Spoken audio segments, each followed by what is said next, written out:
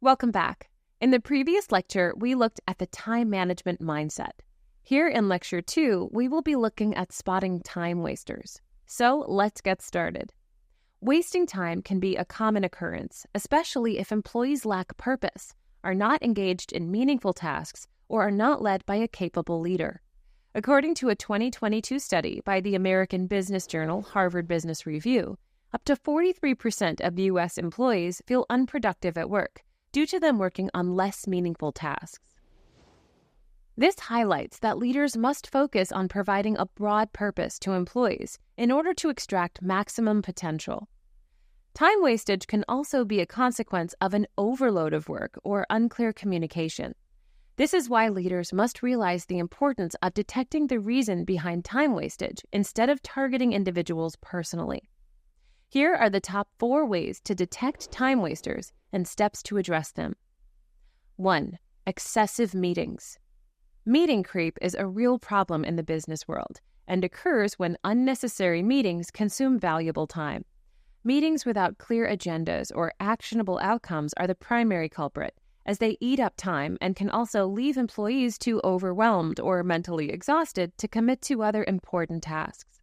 Leaders must work with managers to eliminate recurring meetings to keep employees more focused on important tasks. For example, American shopping platform Shopify implemented a new initiative in 2020 that eliminated meetings of more than 2 people. The company also restricts large meetings to specific time slots and allows employees to decline meetings based on the importance of their tasks at hand. This implementation reduced meeting fatigue and enabled employees to have more uninterrupted work time to chase after important tasks. 2. Vague communication. Unclear communication can lead to poorly defined tasks, unclear goals, and a lack of follow-ups that often lead to duplicated efforts or missed deadlines.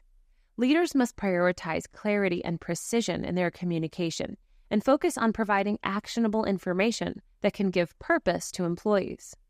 Meetings that only focus on communicating minor information can instead take the form of emails that provide a summary. This simple but effective strategy can allow employees to focus on the work at hand instead of spending an hour in the meeting room.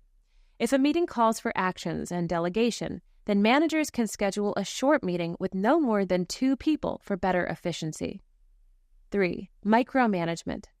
Micromanagement is a great way to fine-tune teams and align them towards goals. However, when it is done in excess or when leadership is involved, micromanagement can be a time-wasting activity. According to a 2023 survey by American consulting firm Gartner, 80% of people do not feel that their work is under their control. This hints that micromanagement can also undermine team autonomy, make employees feel less empowered to act, and slow down decision-making. Instead of micromanagement, a shift towards delegation can enable leaders to save hours and foster a more empowered environment where managers can act on their own and align resources effectively. At first, delegation can be a trial-and-error-based process that involves fine-tuning and coming up with effective long-term strategies. However, once leaders have defined this process, they can build a framework that can be used by managers and employees for future tasks and workflows. And 4. Addressing personal factors. Some people may be more prone to procrastination than others, while others may easily get bored due to routine tasks. However, in this case, it is more important to treat the disease rather than the symptoms. These personal factors can be exacerbated in the presence of triggers, such as low-value work, vague communication, tedious tasks, or a lack of direction from leadership. So, it is not so much an employee problem as a leadership problem. Leaders must realize that their leadership style defines how employees conduct work in the workplace. If leaders focus on low-hanging fruit and only spend time on low-value work, then employees may not feel challenged and may fall into the trap of boredom and unproductivity. This is why leaders should focus on broader organizational objectives that help them set goals and allow them to continuously move the goalpost forward. Keep in mind that leaders lead by example, so if they don't have a purpose, the employees will follow suit.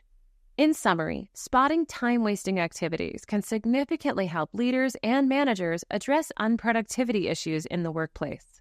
Strategies like reducing excessive meetings, vague communication, and micromanagement can enable employees to focus more and, with strong leadership, can allow them to pursue engaging and important tasks. That brings us to the end of Lecture 2. In this lecture, we talked about spotting ineffective time management in employees. Your task now is to take the quiz to recap on the content covered here. Then join us in the next lecture where we will discuss setting priorities. See you there.